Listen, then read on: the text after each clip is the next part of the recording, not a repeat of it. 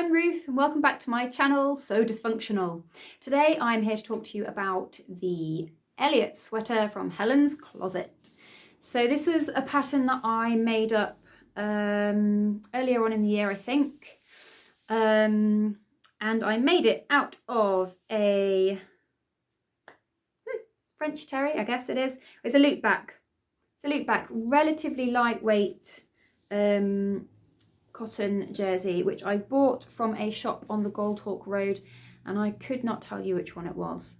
I went and had a bit of a buying spree when I was down in London for some work a little while ago. So as usual with this pattern, I had to do a bit of grading. So the way it is made up, I'm really sorry, I fiddle with my hair all the time, sorry. The way it's made, if you look at the pattern, the finished garment measurements, is it's just completely straight up and down. So bust, waist, hips measure exactly the same, I think, if I'm remembering rightly. So when I made it up, I think I graded from a medium bust down to a large at the hips, to give me plenty of space for my hips. And obviously there are 3 views. Oh, actually, let me just see if I've got the pattern. It's right here.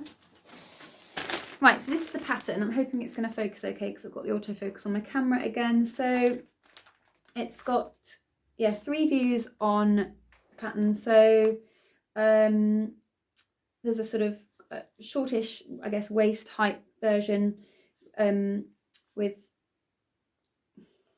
just above elbow length sleeves. It's a raglan sleeve, and then you can do just a plain neckband, or you can do there's 2 different roll neck versions. So the one I've done is the long one, so I'll just show you how far it goes up my head. Quite long. But you can do one just half the height of that as well, I think. But again, because I wanted it as a sort of, I was sort of thinking of it as a chucking it on in the evening over top of my pyjamas when I'm cold around the house, again, because our house is freezing, especially in the winter. So yeah, I just wanted a nice cozy layer, and this fabric is actually, it's really soft. It's really nice actually, and I was about to say it's washed really well, but I'm not sure how many times I have washed it, and I think I noticed a big splodge of something on the roll neck when I was putting it on. I'm sorry, children, sticky fingers, bleh. Stuff gets everywhere. Yeah, so and then of course the big design feature for this one is the high-low hem with the sort of split up the side.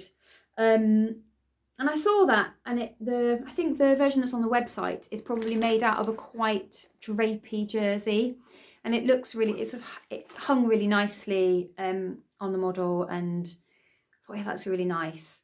I'll give that one a go. And I think what I've discovered in the process of doing this is that I don't get high-low hems, or they just don't suit my body shape.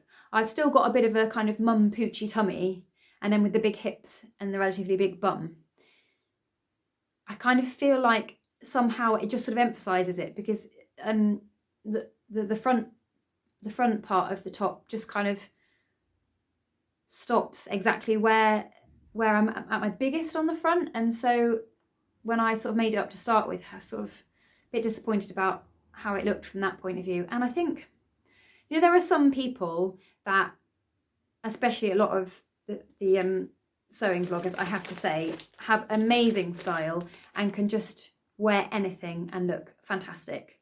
I'm not one of those people, or I don't, that's not how I see myself anyway. So when I wear something that's a little bit not just boring and completely standard, I just think I look silly in it. So maybe that's something that will change as I find more interesting kind of indie patterns and things to play with. But anyway, I put the high-low hem thing on, and I think I had actually, I had shortened the gap. I can't remember whether I lengthened the front bit. I think I probably did lengthen the front bit a little bit and decrease the height that the split went up to. And I still put it on, and I just sort of thought, I don't know, there's just something about it that says to me, flappy tail. Do you know what I mean? Yeah, I just find it weird having a sort of vent and a flappy bit at the back that's longer than the front. Anyway, so there were sort of two minor disasters with this one. First of all, I think probably the fabric I've used was not stretchy enough. I just thought, well, it's a jersey, I'm sure it'll be fine. And I don't think I actually looked at the stretch guide, recommended stretch guide for this top. First mistake. Because I think this fabric, it obviously is jersey and it's got stretch, but I don't think it was anywhere near as stretchy as it was meant to be for this top. Oops. So I'll turn around and show you. When I was sewing in the, do you call this a collar? The neck. When I was sewing in this bit, I had to pull really hard to get it into the neck. And when I had finished it and turned it around, it was a mess. It was pulling. I mean, I know you can press it out to a point, but it was just basically gathering the top up. It just looked awful. So I'll turn around and show you what I did. So as you can see, I cut an extra piece. So this whole thing is folded in half. I cut an extra piece. There's a side there, all the way up. And I think I cut it. I think I've got an extra 3 inches of actual fabric. So obviously I had to cut a bit extra for the seam allowances. I had just enough fabric to do it, thankfully, because I think I got 1.5 meters of this fabric. And because it's quite long at the back, I actually used more than I expected it to. And I did long sleeves, which I think is not one of the options on the pattern. So I extended the sleeves as well.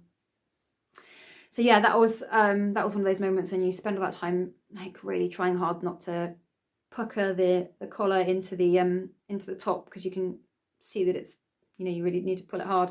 And then I took it off and it was just, this isn't going to work. So I had to take it back off, put a piece in, and it's fine. And you know, that doesn't really bother me. No one can see that. Most of my time my hair's over, and it doesn't matter anyway. It could be a design feature. So yeah, that was the first thing. And the second thing, I'll stand up and show you.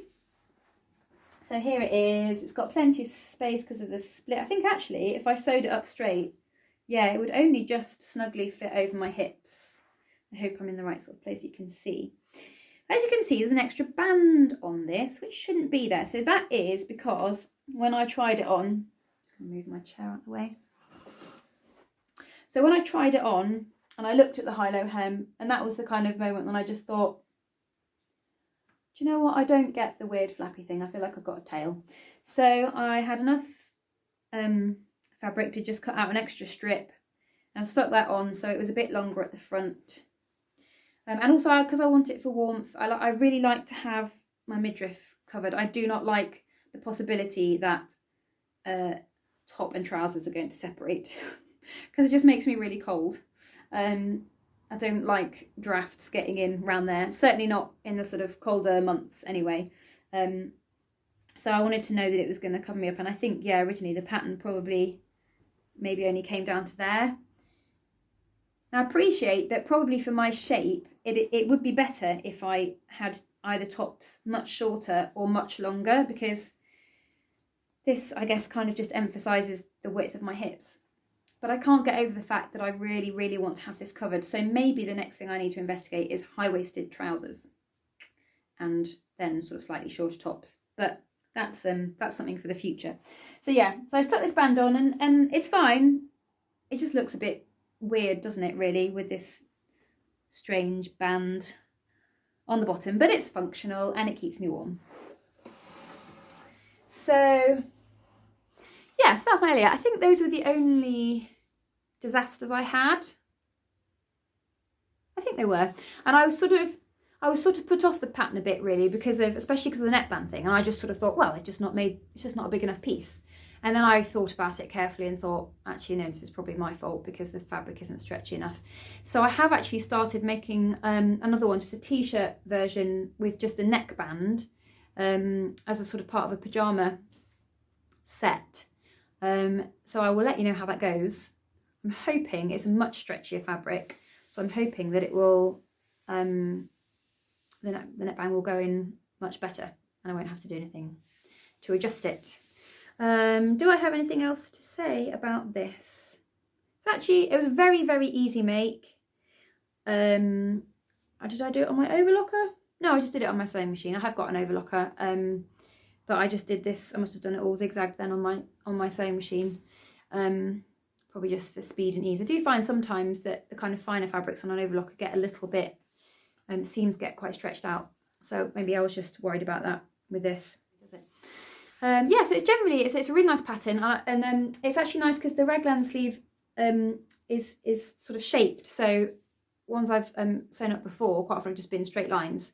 This has actually got some shape. Whether I've got the fit right or not is another matter, but I think it looks. There's some more children's splodges. Sorry. Yes. Anyway, I really like it. I think whether I might over time decide that I just want to turn it into sort of more of a cropped sweater, like I guess possibly like it could be intended from one of the views on the pattern.